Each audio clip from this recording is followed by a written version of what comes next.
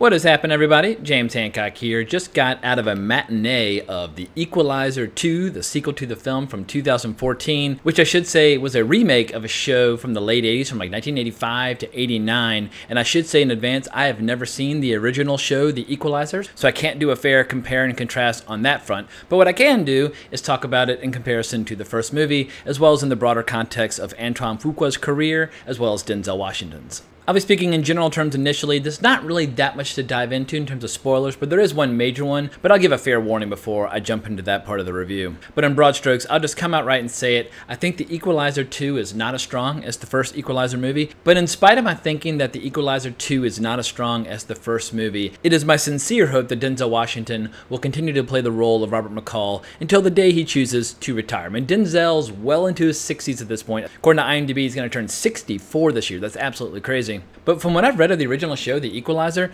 Edward Woodward, he was no spring chicken either. He was well into his 50s when he did that show and definitely had gray hair. And I can only assume he was a total badass in the role because he's really good in the movie The Wicker Man, and he's also incredible in the movie Breaker Morant. But what I really enjoy most about these two Equalizer movies is the persona that's being crafted by Denzel Washington and director Antoine Fuqua. I love the fact that Robert McCall is a very quiet warrior in retirement. Is almost like a Buddhist monk in a lot of ways. He's incredibly observant. He's incredibly calm. He seems to spend most of his free time just devouring classic literature. But when a bad guy is unlucky enough to cross his path, or does something horrible in front of him, or threatens one of McCall's friends or loved ones, then they will absolutely feel McCall's wrath. And what's interesting about this character, Robert McCall, he reminds me a lot of the characters that you see in westerns and in samurai films from the 1960s, where he definitely has a code of honor that he follows. And this is not information that he's trying to keep to himself. In both movies so far, he definitely makes a sincere effort to pass on his knowledge and wisdom to other people when he can. He is the absolute definition of self-reliance,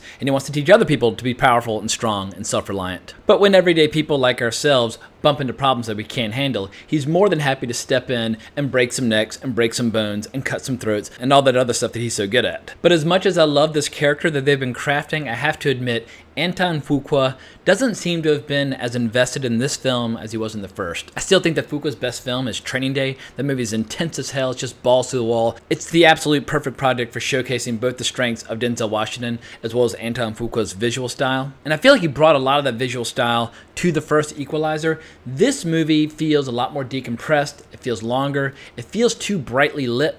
But sadly, it just lacks the style and atmosphere and just the intensity of the first Equalizer movie. My favorite bits in the first Equalizer are when the camera would just linger on McCall's eye and just show him really taking everything in, taking in all these details, really giving the viewer a sense of the geography of a scene before the action unfolds. So when he starts grabbing corkscrews and other implements of destruction, you already kind of know what his plan of attack is before it unfolds. And I just really enjoyed watching how his mind works. There are far fewer of those scenes in this. It really feels like a couple of episodes of a solid TV show kind of smushed together. For like the first 20-30 minutes, we just see McCall helping various people and performing smaller missions before the big story starts to unfold. And that's part of the problem. The larger story takes a long time to emerge. It's not that interesting, and once it does emerge, it's terribly obvious. And I'll get into reasons why it's obvious in my spoilers. But in a movie that's not trying to be anything more than just a well-executed action movie, you really do need a tight, riveting screenplay. Great characters will get you far, but great characters can kind of die on the vine if they don't have a great story to put them to work. But I admire how Denzel Washington is very loyal to director Antoine Fuqua in spite of his ups and downs. There are movies out there like The Magnificent Seven, which I thought were pretty disappointing in comparison to the original Magnificent Seven, or if you want to go further back, the original Seven Samurai that Magnificent Seven was based on. And you see Denzel doing the same thing with Tony Scott. Prior to Tony Scott's death, they made a lot of movies together, and not all of them were the equal of Crimson Tide. But it's always cool seeing a director and a star working together again and again and seeing what kind of stories they like to explore together. But in spite of my disappointment about the story overall, I do have to admit I did have a good time watching it. Anytime Denzel Washington wants to dust off the character of Robert McCall, I will always be there to watch him in action. So if you really enjoyed The Equalizer, absolutely go see The Equalizer 2.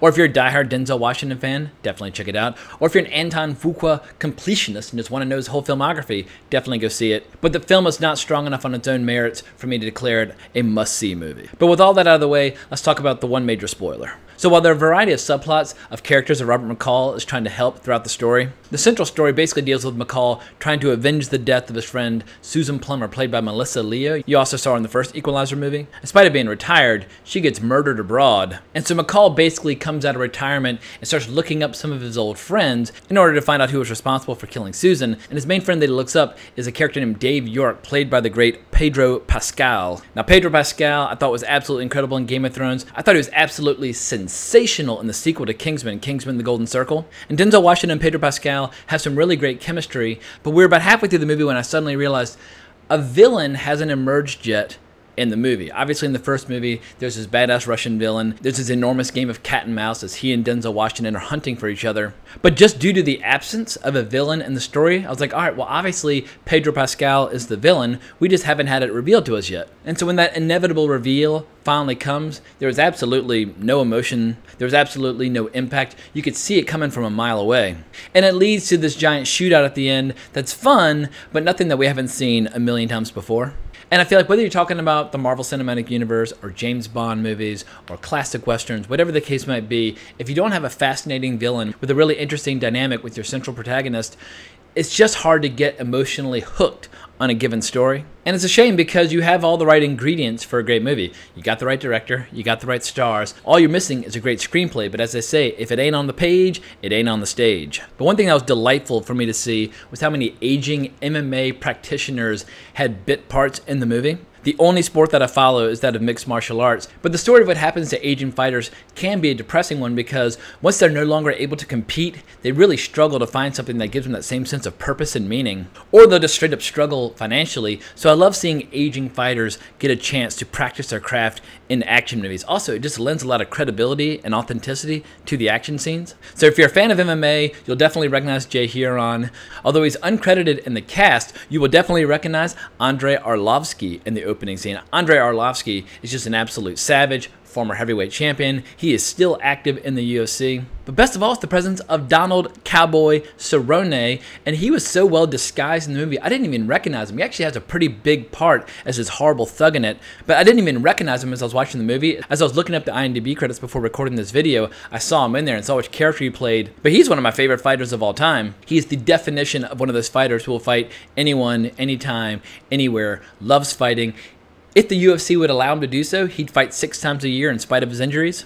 They have to do everything in their power to put the brakes on him and make him rest and make him heal. But just to give you an idea of how tough this guy is, he had some horrible injury a couple of years ago where he managed to like roll his intestines inside his gut somehow. So they literally had to open him up, like unspool his intestines and put him back in, sew him back up. And he was in the octagon like 2 weeks later fighting for a paycheck. I don't know about you guys, but if somebody unspooled my intestines and put them back into my body, I sure as hell wouldn't be fighting in a cage 2 weeks later. In any case, as Donald Cerrone faces the end of his career, I hope we'll be seeing him in a lot more action movies. But I think that's about all I have to say, so I'm going to go ahead and wrap this video up. If you enjoyed this recap and review, please consider subscribing to my channel. If you're an action fan, definitely go. If you're not an action fan, then you can probably take a pass. But if you want to talk more about Denzel Washington or Anton Fuqua or Arnold Schwarzenegger or any action-related topic, hunt me down on Twitter @Colbrax or leave a comment in the comments below. And I'm hoping to be back at y'all in the next day or two with some trailer reaction videos to things coming out at Comic-Con, but we just have to wait and see what trailers might emerge. But as always, thank you so much for watching my channel. I really appreciate it.